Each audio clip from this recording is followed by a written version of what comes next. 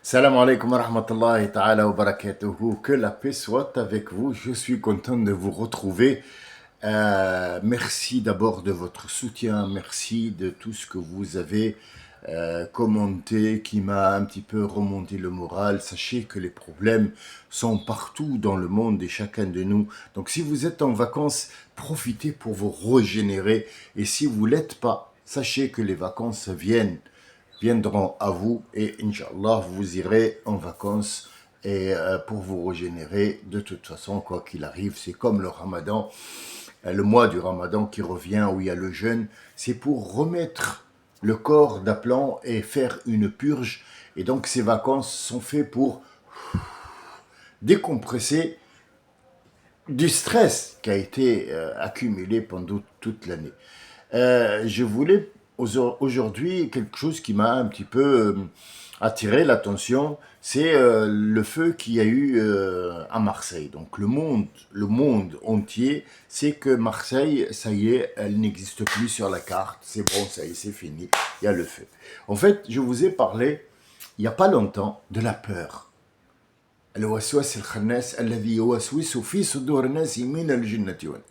Donc en fait, les médias là se frottent. Pourquoi? Je vous explique. Alors, sachez que moi, je ne suis pas quelqu'un que les médias aiment beaucoup ou les gens qui ont un groupe politique ou un parti ont même pas trop. En fait, heureusement. Heureusement que je rentre pas là-dedans parce que sinon, il y a longtemps qu'on se serait débarrassé de moi. En fait, je vous explique, les médias se frottent les mains. Pourquoi? Parce que ces médias-là, ils n'ont pas de quoi attirer le spectateur.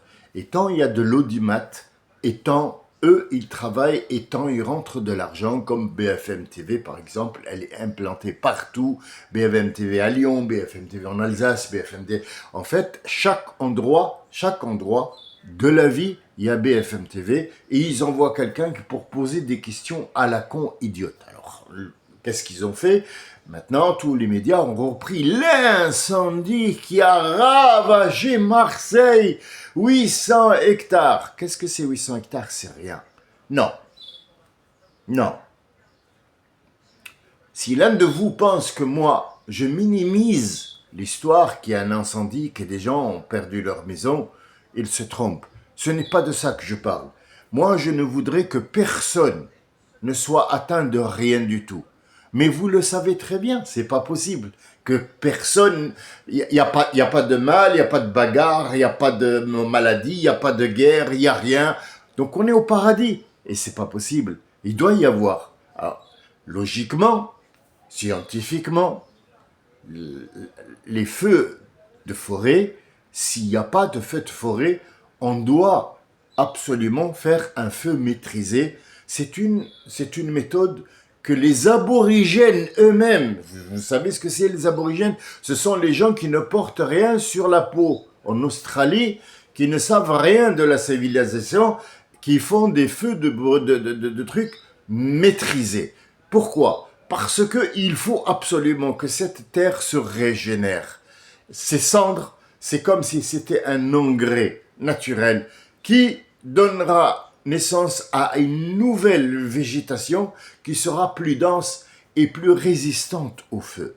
Je vais vous donner par exemple une information qui est, vous verrez, vous pouvez chercher dans peut-être Google, que soit sur le Shir Google ou alors dans les livres de sciences. Sachez que vous avez peut-être eu cette information si vous êtes allé à l'école ou vous avez suivi des cours d'école. Bon, c'est pas le cas pour tout le monde, mais sachez-le que le feu de forêt ne reviendra au même endroit, et c'est très rare, que 25 ans après. C'est un chiffre exact, oui. Après 25 ans. Où on trouve ces informations-là?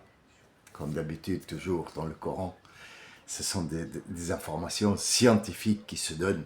Même l'autre fois, j'ai une internaute qui se reconnaîtra et qui m'écoute. Pour l'instant, là, elle est en train de m'écouter. Elle a été stupéfaite d'apprendre les oiseaux n'avaient pas de vessie.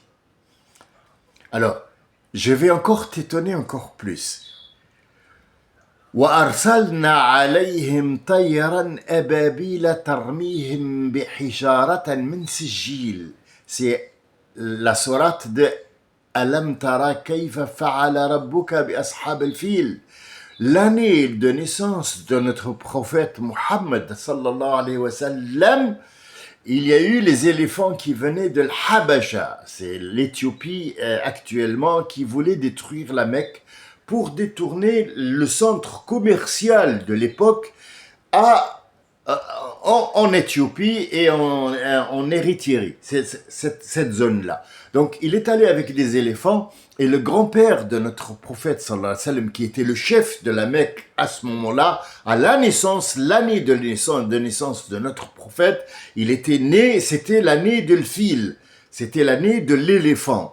Pourquoi? Parce que ces gens-là sont venus avec des trucs et le grand-père de notre prophète, Abd al-Muttalib, était le chef de la Mecque et il est allé voir Abraha, ce monsieur-là qui était venu pour détruire la Mecque. Il lui a dit, écoutez, moi j'ai pas envie que quelqu'un de la Mecque soit tué pour quelque chose que tu as décidé. Donc moi, tu me donnes 3 jours pour prendre mes bétails, prendre mes gens et partir à la montagne, et je te laisserai la Mecque pour la détruire, mais sache que ce fameux mot qui a été dit, ce fameux mot qui aujourd'hui résonne dans les cœurs jusqu'à aujourd'hui, Lel Bayti Rabbun Yahmih. Lel Bayti Rabbun Yahmih. Ça veut dire ce carré que tu veux détruire, il a un seigneur, son propriétaire va le défendre. Moi, je n'ai pas les moyens de le défendre, mais son propriétaire va le défendre. Et il est monté aux abords des montagnes de Uhud et ainsi de suite. Et il a regardé le massacre de ses propres yeux et les autres aussi. Donc quand Allah s'adresse à son prophète, il lui dit « Alam tara, est-ce que tu n'as pas vu comment on a fait ?» Le prophète était né, il ne peut pas voir. Donc en fait, le but, la parabole, c'est pas, il s'adresse pas au prophète, il s'adresse à chacun de nous pour nous dire que il y a des rapaces pyromanes, il y a des rapaces pyromanes qui vont détruire ceux ou cette armée d'éléphants et de guerriers qui sont venus. Il les a laissés comme des cendres, eux-mêmes ils étaient des cendres, sans que la Mecque ne lui soit fait aucun mal, ni à elle, ni aux habitations. Aucune habitation n'a été détruite, sauf l'armée qui a été détruite par des oiseaux pyromanes. Alors, je vous parle d'un temps qui est passé lointain, ça fait plus de 19 siècles, mettons 19 siècles et 40 ans de l'année où le prophète a été envoyé comme étant un messager, donc 19 siècles et 40 ans que cette affaire a eu lieu. Nous avons la preuve qu'il y a des oiseaux pyromanes et nous avons leur nom puisque la science les a suivis. Les pyromanes, ce sont par exemple comme le milan noir ou alors le faucon de feu, Fire Wake, excusez-moi, mon anglais, je l'ai oublié complètement, j'arrive plus à... Il y a trop de... La pratique, le manque de pratique fait en sorte qu'il y a des mots qu'on oublie. Le fire wake, ça veut dire littéralement le faucon de feu. Ce sont des oiseaux pyromanes. وَأَرْسَلْنَا عَلَيْهِمْ طَيْرًا أَبَابِيلَ. الطَّيْرَ الْأَبَابِيل, ce sont des oiseaux pyromanes. Nous l'avons ici. Alors, quel est le rapport entre ça et le feu à Marseille? C'est pas de ça que je voulais parler. Je voulais dire que Dieu a créé des oiseaux qui sont pyromanes. Pourquoi? D'abord, l'oiseau n'est pas conscient qu'il va mettre le feu à une forêt.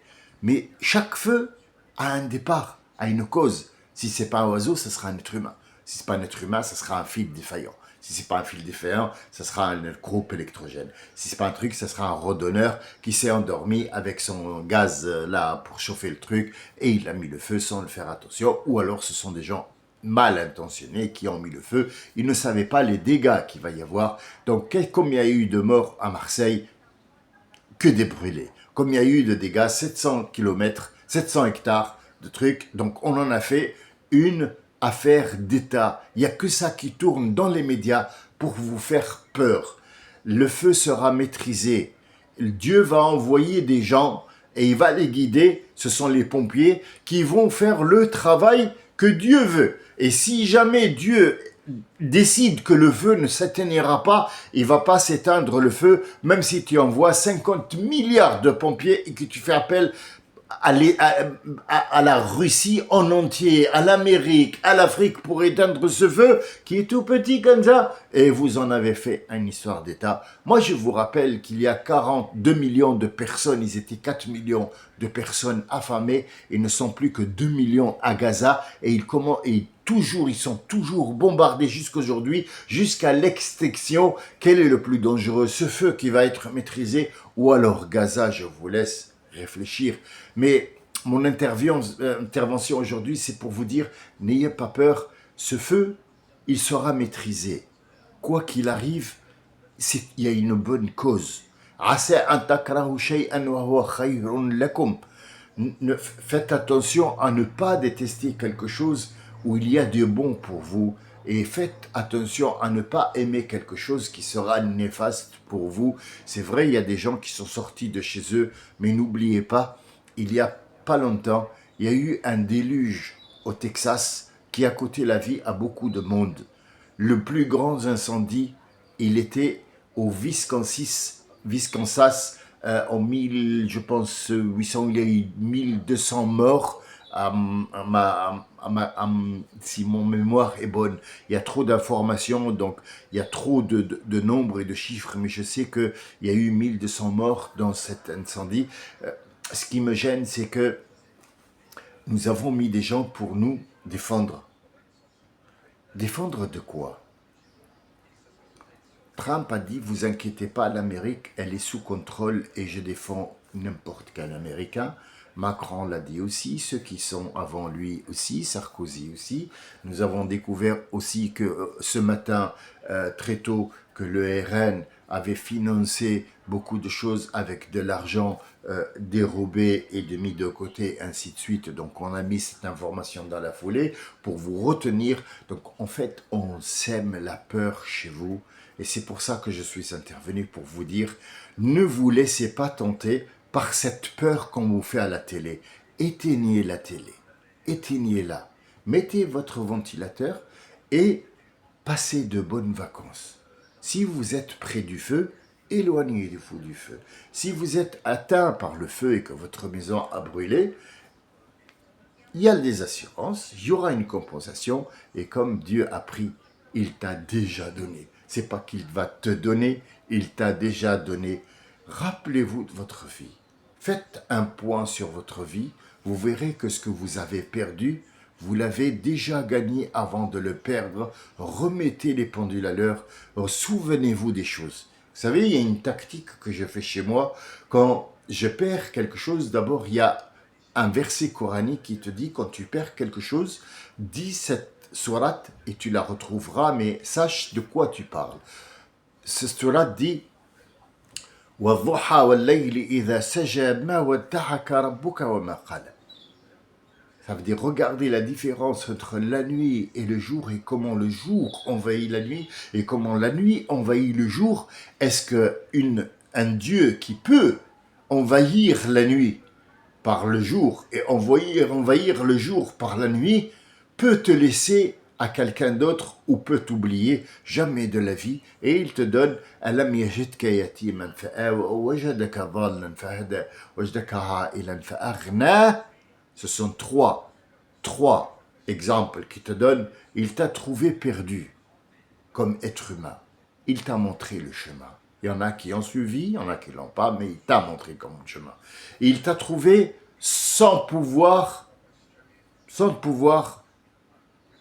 trouver aucune nourriture, il t'a nourri. Il t'a montré comment la nourriture arrive chez toi sans effort. Ce qu'il te demande, c'est de croire en lui seulement et de prouver que Dieu existe à l'intérieur de toi.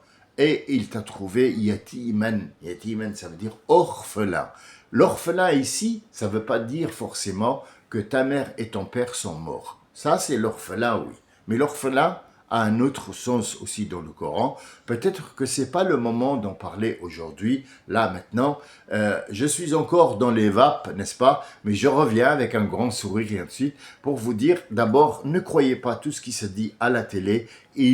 Enlevez 50 ou 60% de ce qu'ils vous disent pour que vous n'ayez pas peur, pour que la peur ne vous gagne pas, parce que c'est leur gagne-pain. Dès que vous avez peur, vous allez paniquer, et dans cette panique, ils vont absolument vous vendre quelque chose, comme là l'histoire de la canicule qui dure 2 semaines. Ils vous font acheter des climatiseurs qui sont omnivores dans le sens énergivore plutôt, excusez-moi, énergivore. Donc ils vont vous dévorer cru en vous faisant croire que ce climatiseur va vous rafraîchir.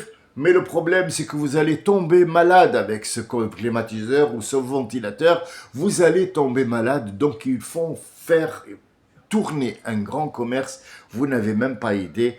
Et ce n'est pas du sérieux. Parce que quand on parle de mort et on parle d'incendie et on parle de gens qui sont dévastés par un truc naturel, une catastrophe naturelle, on ne met pas une publicité du chat qui a vu un extraterrestre, je sais pas quoi, et qui lui a dit « Ah oui, Midas, c'est moins cher que de 3,5 points. » C'est ridicule, ça veut dire que tu te fous de ma gueule, mais alors à grande échelle, quoi. Et c'est ça que je voulais mettre à jour. Les gens, vous savez, ils sont vulnérables. Les gens, j'ai parlé avec un ami, que Dieu le garde, qu'il se reconnaîtra. Je lui ai dit, qu'est-ce que tu travailles? Parce que tu parles très très bien, je trouve que tu t'exprimes bien. Et en fait, cette personne me parle, il ne veut pas être à jour ou bien qu'on parle de lui dans les réseaux, il n'aime pas trop s'exposer. Mais il m'a posé une question, je lui ai posé une question, je lui ai dit, qu'est-ce que tu travailles? Qu'est-ce que tu fais comme travail? Parce que franchement, tu as des expressions qui m'ont envahi en fait. Tu parles très très bien, tu sais où mettre la phrase et le truc. Il m'a dit, je suis tout simplement dans le bâtiment. Et je lui ai dit, mais bienvenue, parce qu'on fait presque le même travail, sauf que moi, le bâtiment, je suis tombé dedans parce que je suis venu avec un rêve, le rêve français le rêve français de devenir artiste peintre, mais l'artiste ne vit pas toujours de son truc. Donc, j'étais marié très jeune et j'ai fait en sorte de travailler dans le bâtiment. J'ai été enduiseur confirmé, j'ai été peintre finisseur, je faisais de la finition A pour des gens qui voulaient la finition A. C'est pour les gens qui ne connaissent pas, c'est le luxe, la peinture de luxe pour des gens qui ont des murs de luxe. Sachez qu'il n'y a pas de mur de luxe, c'est juste une arnaque, mais c'est du travail très propre. Donc en fait, on ne voit aucune égratignure dans le mur. Donc tout ça, il faut le comprendre. Et donc, il m'a dit, je travaille dans le bâtiment, je ne suis pas à l'école. Si tous les gens parlaient comme toi, mon ami, franchement, voici ce que je peux te faire, c'est le salut à toi et à toute personne qui humblement te dit, moi je suis rien. Sachez que quand vous parlez et quand je lis ce que vous écrivez, vous m'étonnez. Vous m'étonnez parce que moi, avec toute la lecture que je lis, je suis encore dans les lapsus. Je suis encore donc avec cet accent qui ne veut pas m'équiter parce que je fréquente des gens qui ont un accent. Donc je suis comme une éponge qui prend cet accent-là et malheureusement, je vis avec et j'en oublie les autres langages aussi. Et quand je travaille ou je parle avec un Français 5 minutes, un quart d'heure, je bois et l'accent s'en va. Mais dès que je vois un Nord-Africain, ça y est, c'est bon.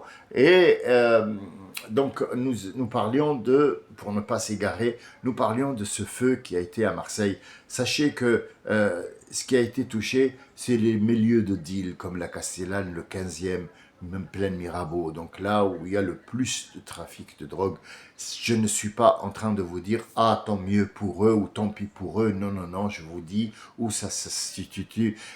Je ne suis pas un complotiste, mais je sais que ce feu n'est pas un feu où le Milan noir a apporté. Alors, pour notre ami qui était stupéfait pour l'oiseau pourquoi Dieu nous a dit qu'il y avait des oiseaux qui étaient pyromanes, sachez que même en France ici, les oiseaux dont je vous ai parlé, ils vivent dans l'est l'Europe de l'Est, un petit peu en Russie, et ils sont au Moyen-Orient. Sachez que le feu a été découvert il y a 800 millions d'années au Moyen-Orient. Donc le feu a été où le monde a commencé à être créé. Donc là-bas, il n'y a pas eu d'homme préhistorique qui ait mangé de la viande crue, à moins qu'il y ait eu des gens qui sont partis, les gens qui ont recommencé à vivre, et ils sont partis avec nous manger la nourriture saine qui était cuite. Donc en fait, il y a beaucoup de choses qui sont fausses et qui se vont s'avérer fausses, comme l'histoire que l'homme était singe, et ils n'ont pas pu, jusqu'à aujourd'hui, enlever cette histoire de la tête des gens, parce qu'ils l'ont matraqué depuis des années, jusqu'à ce que la science vienne et dire que l'homme n'a jamais été le descendant de singes, mais ils ont des similitudes dans l'ADN. Donc les gens se sont mis à prendre ce truc sur les écrits de Darwin, qui lui-même était complètement à la masse, et c'était un psychopathe dans la tête. C'était quelqu'un qui est un petit peu dérangé, qui est allé se mettre dans l'île de la Galapagos pour voir un petit peu, soi-disant, l'évolution. Mon ami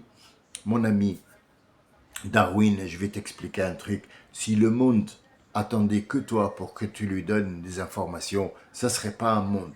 Je terminerai avec ça. Je vous dis que tout ce qui est peur, écoutez mon conseil. C'est un conseil d'ami.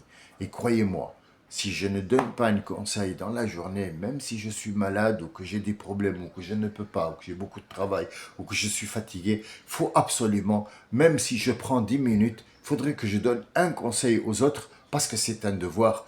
Ne vous laissez pas tenter par cette peur qu'ils sont en train de vous dire à la télé. Donc, ils sautent du feu au RN qui a eu une perquisition, et puis après ils sautent à l'élection présidentielle, et puis après ils vont à Macron, qu'est-ce qu'il a dit avec le truc. Tout le monde s'en fout de ça, tout le monde cherche à manger et à comprendre des vérités. Donc les vérités, vous les cherchez en vous. Sachez que toute cette histoire-là est faite et elle est très bonne pour la terre. Marseille, ça fait très très longtemps qu'elle n'a pas été régénérée, donc ce feu, qu'il soit fait par un pyromane, qu'il soit fait par un oiseau pyromane, ou qu'il soit fait par une autre personne ou la nature elle-même, sachez que c'est pour une bonne cause, même s'il y a des dégâts collatéraux, des gens qui habitent malheureusement entre le feu et sa trajectoire. Malheureusement, il y aura toujours des conséquences, il y aura toujours malheureusement des sacrifices,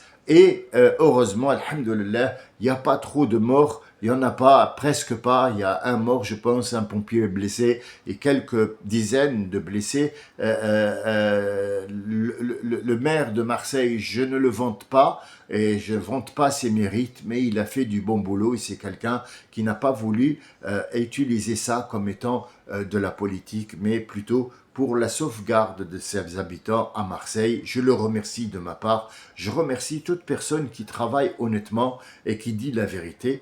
Et c'est la vérité. Ne vous faites pas des illusions. Ne regardez pas BFM TV et CNews et compagnie. Ce sont que des plateaux qui apportent 4, 5, 6, voire 7 maintenant crétins qui n'ont aucune connaissance de ça et qui donnent leur opinion pour donner la peur aux gens. N'ayez aucune crainte. Dieu est là. Dieu, c'est lui le seul qui sait la terre combien elle a besoin de cendres, donc combien d'hectares va brûler. Et cet hectare-là, dans 2, 3, 4 ans, il sera reboisé comme si de rien n'était. Sachez-le, Dieu, ma wadda'aka rabbuka wa ma qala, ma wadda'aka rabbuka wa ma qala. Qala, ça veut dire il ne t'a jamais laissé pour quelqu'un d'autre et il ne t'a jamais oublié. Il ne t'a jamais oublié. Ma wadda'aka rabbuka, il ne t'a jamais donné à quelqu'un en attendant qu'il fasse quelque chose et qu'il vienne te reprendre, et il ne t'a jamais oublié, sache-le, sachez-le mes frères et sœurs. Je vous souhaite une très bonne journée. Vous savez qu'on est au début de l'été, donc faites attention, mais rechargez-vous parce que le stress se fait entendre. Le stress de toute l'année qu'on a accumulé ressort maintenant et j'en suis le premier à être atteint. Mais on va être rechargé, Inch'Allah. Je vous remercie de votre écoute et j'espère pour mon ami qui découvre aujourd'hui qu'il y a des oiseaux pyromanes, je voudrais bien que tu ailles sur Internet voir un petit peu comment ils s'appellent ces oiseaux pyromanes. Tu sauras qu'ils existent depuis longtemps. Regarde avec l'accord qu'il y a dans le Coran, que tu saches que ces oiseaux-là, il y a 19 siècles, on les connaît et on sait très bien qu'ils existent. La science vient juste de le découvrir. Alors la science, c'est un complément pour cette croyance-là que je vous invite à aller feuilleter de temps en temps pour voir un petit peu ce qui est vrai du faux et savoir quel chemin prendre. Je vous souhaite le meilleur chemin du monde qu'il y a au monde et sachez que vous n'êtes rien, c'est pas vrai, vous êtes tout pour Dieu. Peu importe qui vous êtes aimé par Dieu. Toutes les créatures vous en veulent et Dieu leur a dit, laissez-moi vous, mes créatures, si vous les connaissiez, vous les aimerez. Vous vous rendez compte, Dieu, ce qu'il dit sur vous? Même les gens mal intentionnés, les gens qui ont fait du mal, Dieu dit, si vous les connaissiez, vous les aimeriez, et c'est moi qui prends leur défense. Salam alaikum wa rahmatullahi wa barakatuh.